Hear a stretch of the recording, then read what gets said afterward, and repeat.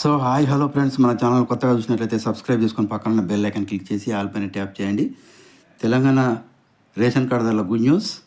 3 నెలల బియ్యం ఒకేసారి పంపిణీ. రేషన్ కార్డుదారుల విషయంలో కేంద్ర ప్రభుత్వం కీలక నిర్ణయం తీసుకోబోతుంది.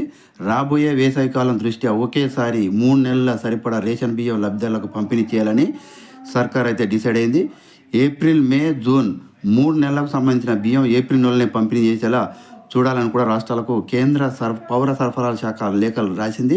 మార్చి మొదటి వారంలోనే ఎండలు మండిపోతున్నాయి. రాబోయే రోజుల్లో ఉష్ణోగ్రతలు భారీగా నమోదే అవకాశం ఉందని కూడా వాతావరణ శాఖ అంచనా వేస్తుంది. ఈ నేపథ్యంలో రాబోయే ఎండలను దృష్టిలో ఉంచుకొని కేంద్ర ప్రభుత్వం తీసుకున్న నిర్ణయం తీసుకోవడం జరిగింది. దేశవ్యాప్తంగా తెలంగాణ రాష్ట్రంలోనే రేషన్ కార్డుల లబ్ధిదారులకు సన్నబియ్యం పంపిణీ చేస్తున్నారు. ఒక్కో లబ్ధిదారుడికి నెలకు 6 కిలోల చొప్పున సన్నబియ్యం తెలంగాణ ప్రభుత్వం పంపిణీ చేస్తుంది. కాంగ్రెస్ ప్రభుత్వం వచ్చాక రాష్ట్రంలో ఫుడ్ సెక్యూరిటీ కార్డుల సంఖ్య భారీగా పెరిగింది. దాదాపు 1 కోటి పైగా కార్డులు ఉన్నాయి. ఒకేసారి 3 నెలలకు సరిపడా కోటా ఇవ్వాలని కూడా కేంద్రం సూచించడంతో ఆ మేరకు సరిపడా బియ్యం కోటా నిల్వలు అనేవి సాధ్యాసాధ్యాల గురించి తెలంగాణ ప్రభుత్వం అయితే పరిశీలిస్తుంది.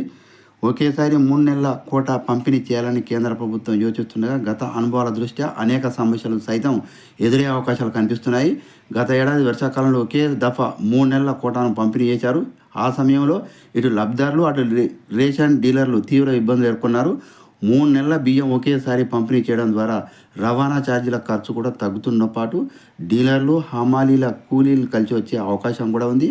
కానీ ఆ బియ్యం నిల్వ చేసే సామర్థ్యం లేకపోవడంతో అది డీలర్లకు సమస్యగా మారింది. ఇక 3 నెలలకు సంబంధించి ఒక్కొక్క కార్డుదారుడు 3 సార్లు వేలిముద్ర తంబు వేయాల్సి ఉంటుంది. దీనితోడు సర్వర్ సమస్యతో ఒక్కొక్క కార్డుదారుడు దాదాపు 15-20 నిమిషాల సమయం పట్టే అవకాశం అయితే ఉంది.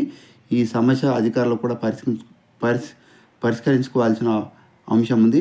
సో ఇలాంటి లేటెస్ట్ న్యూస్ మీకు రావాలంటే సబ్స్క్రైబ్ చేసుకొని పక్కన బెల్ ఐకాన్ క్లిక్ చేసి ఆల్ పైన